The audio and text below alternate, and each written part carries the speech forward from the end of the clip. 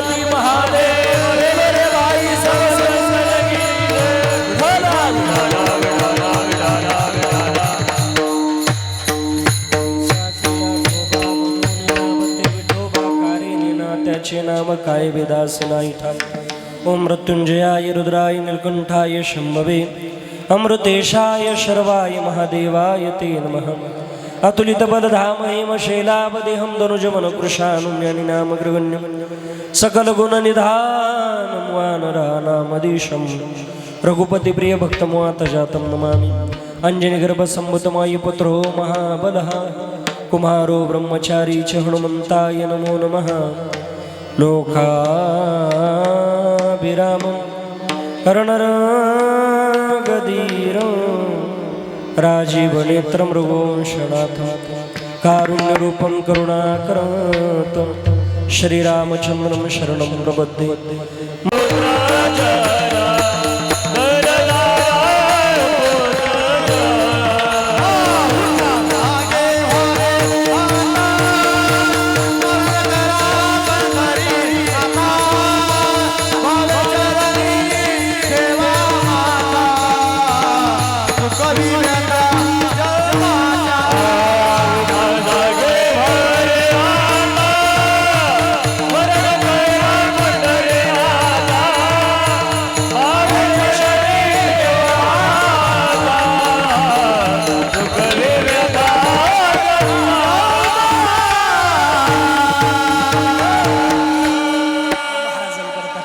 अगदी गोड प्रमाणे म्हणता उठा जागी वारी आता उठून काय करा स्मरण करा पंढरीनाथा आपल्या शरणावर माथा ठेवून भावे शरणी ठेवा माथा चुकवी येता जन्माच्या देवाच्या शरणावर माथा ठेवा जन्म मरणाचे करताना आपल्या जीवनामध्ये येरझाळ जर चुकवायची असेल का पंढरी क्षेत्राला जायचं तर महाराज म्हणता आपल्या जीवनामध्ये पंढरी क्षेत्रासारखं पवित्र तीर्थ नाही पांडुरंग परमात्म्यासारखा देव नाही ज्ञानोबा तुकोबारायासारखे संत नाही आणि चंद्रभागासारखं तीर्थ नाही म्हणून आपल्या जीवनामध्ये पंढरीची वारी आपल्या जीवनामध्ये त्या ठिकाणी केली पाहिजे महाराज म्हणता जाय जाय रे तो पंढरी आपल्या जीवनामध्ये होय होय वारकरी जाय जाय रे तो पंढरी आपल्या जीवनामध्ये पंढरी क्षेत्रामध्ये गेलोच पाहिजे कारण तिथं ऐसी चंद्रभागा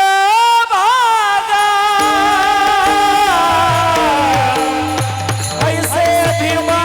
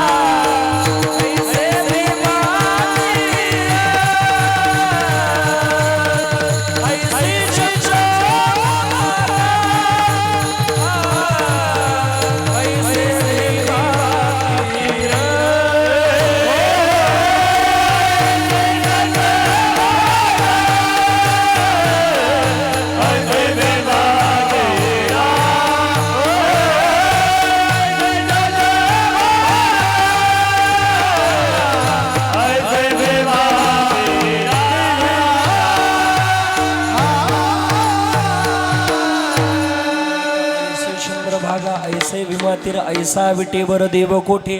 असा देव जगाच्या पाठीवरती त्या ठिकाणी नाही. आता देव विटेवर का उभा बघा, विटेवरती याचंही कारण. आणि त्याला विठोबा का म्हणता? विटेवर उभा राहिला म्हणून विठोबा म्हणता. आणि विटेवर का उभा राहिलं त्याचं कारण, त्याचे अनंत कारण आहे. तसं जर पाहिलं तर खऱ्या अर्थानं मुख्य कारण आपल्या जीवनामध्ये, तसं जर पाहिलं आपली पत्नी रुसली, रुक्मिणी रुसली. रुक्मिणी माता रुसल्यानंतर चल बघायला रुक्मिणी मातेला बघण्याकरता त्या ठिकाणी आल्या. आता त्या का रुसल्या याचे अनंत कारण आहे. का? काही ठिकाणी वेगळं कारण, काही ठिकाणी वेगळं कारण. आता वेगवेगळे अनंत कारण का आले तर मला ते प्रकरण वाचताना मी विचार करत होतो, कुठल्याही गोष्टीचं एकच कारण असू शकतं. मग रुक्मिणी आई साहेब रुसण्याचे अनंत का कारण? तर परत मी विचार केला, ऋषा माता मावल्या रुसण्याची एक कारण नाही राहते. त्या काहून रुसतील त्याला सांगताच येत नाही का, म्हणून रुसले असतील नाही का. पण रुक्मिणी माता रुसल्या आणि रुक्मिणी मातेला बघण्याचे निमित्त करून तुमच्या माझ्या उद्धाराकरता आले, पहिलं कारण. आणि दुसरं कारण, पुंडलिकाच्या भावार्था गोकुळीहुनी झाला येता. खऱ्या अर्थानं पुंडलिकाचं निमित्त केलं आणि तुमच्या माझ्या करता विटेवरती त्या ठिकाणी उभा राहिला. कोण आहे पुंडलिक? का विटेवर? ती वीट कोणते? 1-2 दिवसापासून नाही, 28 युगांपासून विटेवरती उभा आहे. ती वीट म्हणजे सामान्य वीट भट्टीत तयार झालेली वीट नाही. ती वीट कशी तयार झाली का शास्त्रामध्ये असं वर्णन आहे. आपल्याला सगळ्यांना प्रसंग माहिती आहे, सांगून वेळ घेत नाही. थोडक्यात आलो गाणं म्हणून सिद्धांत मांडण्याकरता सांगतो. ज्या वेळेला खऱ्या अर्थानं पुंडलिक रायाच्या जीवनामध्ये विवाह झाला आणि विवाह झाल्यानंतर पत्नीनं म्हणले, वैव म्हणले काय? म्हणजे वैव म्हणजे काय? म्हणले मला कधी कुठंतरी फिरायला जावं वाटून राहिलं नाही का. पण ती फिरायला आपल्या सारखीने गेली, इकडं जाय तिकडं जाय नाही का. तीर्थयात्रेला जायचं. मग पुंडलिक राय तीर्थयात्रेला निघाले कसे? आई बापाच्या गळ्याला दोरी, बाईल खांद्यावरी, पुंडलिक काशी यात्रा करी, पुंडलिक काशी यात्रा करी. पुंडलिक राय निघाले, आईबापाच्या गळ्याला दोर, बायको खांद्यावर. त्यांना हसू नका, ते न फक्त खांद्यावरच गेले. आपण ते तुम्ही म्हणा मी कच काय म्हणून राहू नाही का. बघा खऱ्या अर्थानं त्या वेळेला तीर्थयात्रा करत करत त्या ठिकाणी निघाले. पण निघाल्यानंतर प्रसंग असा निर्माण झाला, बरेच तीर्थ केले. पण एक दिवस झाला असं, कुकुट स्वामींच्या आश्रमाजवळ त्या ठिकाणी थांबले. मध्यरात्रीची वेळ आहे. 3 काळ्या कविन्न स्त्रिया कुकुट स्वामींच्या आश्रमामध्ये जातात. विचार केला, एवढ्या रात्री या स्त्रिया कशा करता जात असेल? माऊली वर्णन करता, संशयाहुनी थोर आणि कपाप नाही घोर. संशयासारखं जगाच्या पाठीवरती कुठलंच पाप नाही, पण पुंडलिकाच्या मनात संशय आला. या काळ्या कवीनं 3 स्त्रिया एवढ्या रात्री कुठल्या ऋषीच्या आश्रमात, या ऋषीच्या आश्रमात का चालल्या? त्या कुकुट स्वामींच्या आश्रमामध्ये गेल्या. जाताना काळ्या कवीन होत्या, पण येताना बाहेर गोऱ्या गोमट्या होऊन आल्या. ते वर पाहायला लागले होत्या. बाकीच्या विचारायला लागले, काय भानगडे? म्हणजे इकडं ब्युटी पार्लर नावही दिसत नाही. म्हणजे मग तेवढं काळ्याचं गोरं करण्याची ताकद तेवढ्यातच आहे म्हणले. मग ते मसाज फेशियल बिशल म्हणले, ते स्क्रब इथं काहीच नाही म्हणले. मग तुम्ही आशा होत्या ना, आशा कशा झाल्या नाही का. त्यावेळेला म्हटले, बघा हे काही त्याची ताकद नाही. सौंदर्य काही आपल्या जीवनामध्ये देवानं दिलंय, त्याच्यात कोणाला बदल करता येत नाही महाराज. बघा, आणि म्हणून आम्ही काळ्या कवींना का होतो आणि येताना पांढऱ्या शुभ्र का होऊन आले? आम्ही सामान्य गंगा यमुना सरस्वती आम्ही 3 जण आहे. मग तुझ्यासारखे पापी आमच्यात स्नान करता आम्ही मलिन होतो, आणि मग तुझ्यासारख्याचं पाप आम्ही घालवतो, पण आमचा मल मात्र असे साधू घालवतो. तुझ्यासारखे पापी म्हटले. बस अंतकरणानं त्या वाक्यानं ठाव घेतला महाराज. एकच वाक्य सहज बोलल्या, पण पुंडलिकाच्या अंतकरणाचा ठाव घेतला. कारण शानेला एकदाच सांगावं लागतं. आपल्याकडं म्हणच आहे, शानेला एक बात येड्याला सारी राहत नाही का. काही सांगा महाराज तुम्ही. तेवढ्या एका वाक्यानं ठाव घेतला.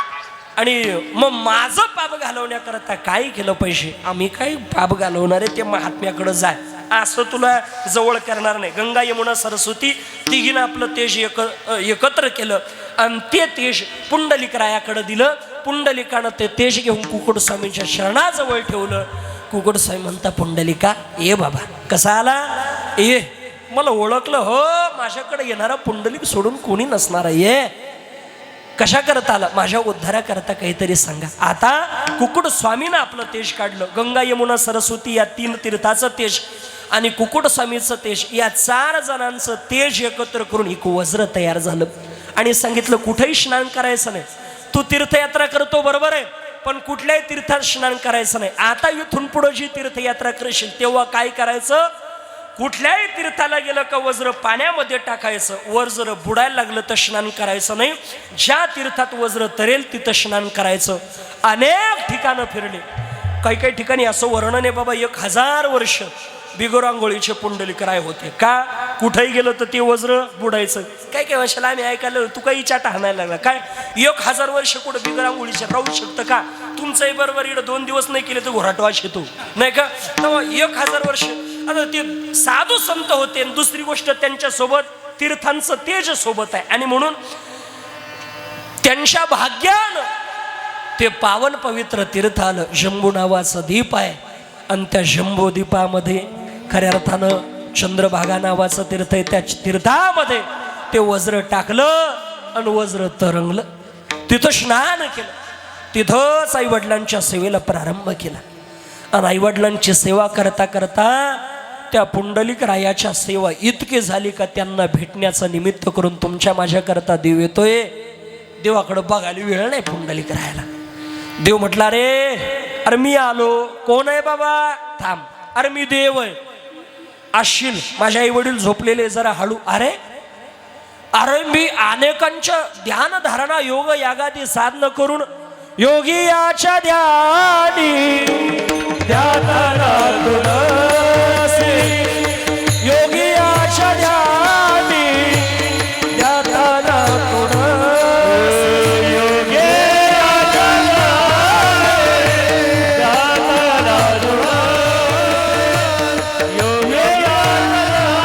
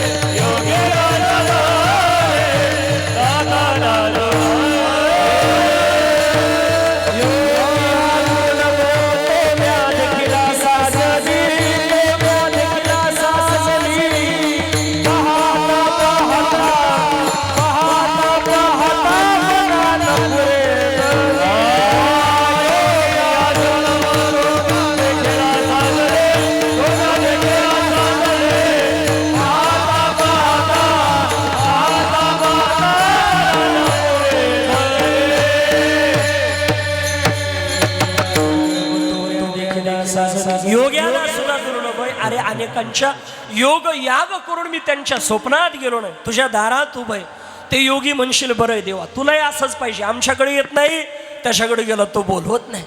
त्यावेळेला त्या ठिकाणी म्हटले नाही नाही काही असेल पण मला माझ्या आईवडिलांची सेवा करायची. अरे काही आदर आतिथ्य म्हणून बसण्याकरता उभं राहण्याकरता तर जागा दे. मग ऐसा कैसा रे तो धीट मागे भिरकावली वीट. मग ती वीट कोणती? तर ती आपल्या सामान्य वीट भट्टी तयार झालेली वीट नसून गंगा यमुना सरस्वती आणि कुकुट स्वामीच्या तेजापासून जे वज्र तयार झालं होतं ते वज्र म्हणजे वीट. आणि त्या विटेवर उभा राहिला म्हणून त्याला विठोबा म्हणता. अभंगाचा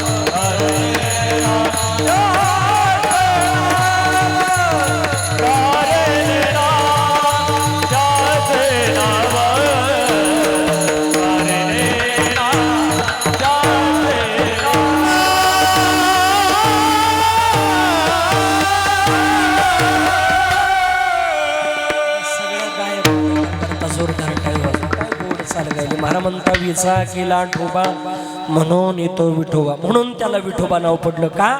विटेवर उभा राहिला म्हणून विठोबा.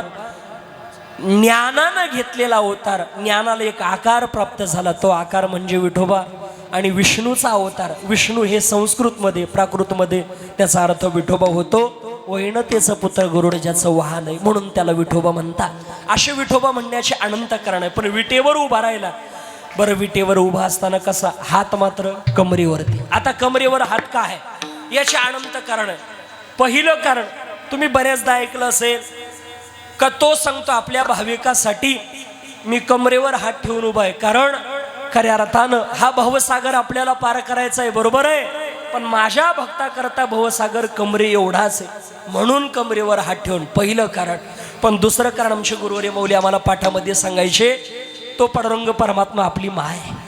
आणि तो सांगतो बाबा तुम्हाला भक्ती करण्याकरता हा नरदे दिला, तुम्ही भक्ती का करत नाही म्हणून धाक दाखवण्याकरता कमरेवर हात. कमरेवर धाक कसा? उदाहरण देऊन सांगायचे आमच्या गुरुवर्य माऊली. इथं बसलेल्या सगळ्या माता माऊल्या, आपलं लेकरू उन्हामध्ये खेळत आहे. पण उन्हामध्ये खेळत असताना जर समजा तू म्हणले बाब्या घरात ऊन लागल तिथं खेळू नको, ऐकायला तयार नाही. परत म्हणले बाब्या तुझं खेळू नको घरामध्ये ऊन लागल, तरी ऐकायला तर आईचा पारा धरा जरा आणि सटकतोच, आईचा सटकतोच मारा नाही का. ती म्हणली मी भल्या भलेच ऐकत नाही, तू कोणच ऐकत काय माहिती नाही का.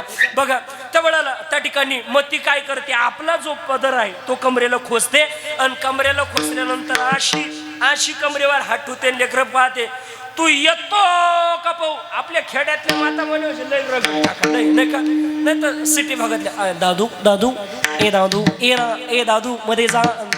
तो दादू दादू नाही, मुंगी सुद्धा घाबरत नाही तिला. पण सिटी भागातले दादू दादू मुंगी घाबरत नाही. पण आपल्या खेड्यातलं पाव मारा, खेड्यातल्या आवाजातच इतका दमरा द्या. पप्प्या पप्प्या म्हणते तुला, पप्प्या तो बापा सगळं फाडील तुला. आवाजातच किती पावर आहे मारा नाही का. म्हणजे बघा खऱ्या अर्थानं मग ती कमरेवर हात ठेवते, ते लेकरू पळत सुटतं आणि येतं. त्या पद्धतीने भवसागर पार करण्याकरता नरदे म्हणून देवानं खऱ्या अर्थानं कमरेवरती हात ठेवला. अशी अनंत कारण अनेक विद्वानानं त्या ठिकाणी सांगितले. पण आजही तो विटेवरती तुमच्या माझ्या लेकराचा सांभाळ करण्याकरता उभा आहे. म्हणून म्हणताना लेकराची सेवा केली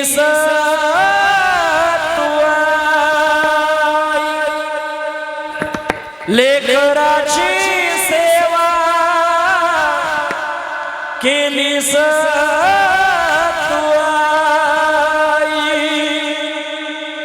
कसा पाक फेडू कसा हो उतराई तुझ्या उपकारा जगी तोड नाही.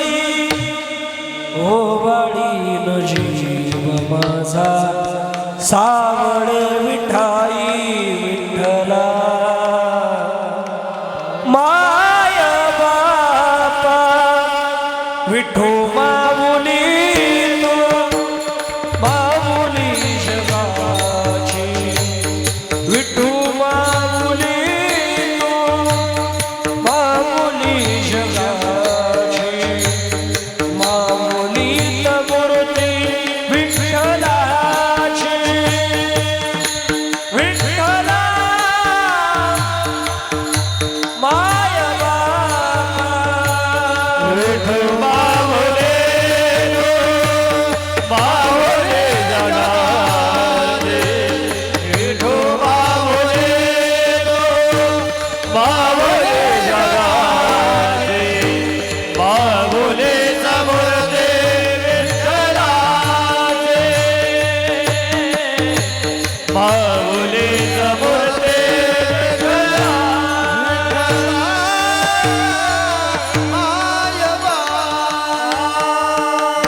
तोच आपली आई, तोच आपला बाप आहे. खऱ्या अर्थानं माझ्या जनाबाई महाराजांनी म्हणावं, पांडुरंग माझा पिता रुक्मिणी माझी माता. या पद्धतीनं आपण सुद्धा त्या देवाशी नाते जोडा आणि आपल्या जीवनामध्ये त्याची वारी करा. खऱ्या अर्थानं तो भक्ता करताच त्या विटेवरती उभा भाविकासाठीच त्या विटेवरती त्या ठिकाणी माझा जगाचा मालक उभा आहे. म्हणून आपल्या जीवनामध्ये आपण त्याची वारी केली पाहिजे, त्याची तीर्थयात्रा केली पाहिजे. पण ऐका, वारी करताना सद्भावनेनं केली पाहिजे, निष्काम भावनेनं. आपले साधे भोळे वारकरी चांगले वारी करताना, नाही तर काही काहीची वारी पावा लय अवघड मारा. काही आता तिथं वारीमध्ये नाश्ते ठरलेले, जेवणाचे ठेपे त्या ठिकाणी ठरलेले, सगळं ठरलेलं. पण वाटानं काही वाटीत राहते, काही चालले हात घेऊन. बरं, हात पुढे घेऊन कोण माहितीये का, ज्याचं घरी पेटवलं निदान वारीतून येईपर्यंत जळणार नाही, तो हात पुढं करायला. बरं काय, आणि वाटणारा कोण राहतो काका, काय असतं माहिती आहे का, एखादा भंगार वगैरे विकणारा मनुष्य, पण त्याला वाटतं अरे आपण कायम आपल्या स्वतः करता जगतो, आपल्याला जास्त नाही पंक्ती उठवता येऊ शकत, पण एक महिनाभर आपण का, जसं आज तुम्ही 1 दिवस 2 तास कीर्तन ऐकलं, तसं 3 दिवस याच महिन्यामध्ये 26/7/2026 ते 29/7/2026 या कालावधीमध्ये आमच्या अशोक काकांच्या घरी त्यांच्या परिवारानं त्यांनी त्यांच्या वडिलांच्या अर्थात मला वाटतं त्र्यंबक बंडू सोनवणे बाबांच्या प्रथम पुण्यस्मरणाच्या निमित्तानं 3 दिवसीय भव्य दिव्य स्वरूपाचा शिवमहापुराण कथा सोहळा ठेवलेला आहे. या कथेची वेळ असणारे रात्री 6:30 ते 9 या वेळेमध्ये शिवमहापुराण कथा होणार आहे. आणि ती कथाही माझ्याकडंच आहे. ज्यांना ज्यांना शक्य होईल आपण सगळ्यांनी या कथेकरता या. सगळ्यांना नम्रतेची विनंती. मातृवर्ग पितृवर्ग सगळ्यांना धन्यवाद. बोलण्याच्या शोधात काही चुकीचे शब्द गेले असेल लेकरा क्षमता करणारा माफ करा. जे बरोबर असेल ज्ञानोबा तुकोबरा गुरुवरेंचं सगळ्यांच्या चरणावर नतमस्तक सेविलास ठिकाणी पूर्ण विराम. निवृत्ती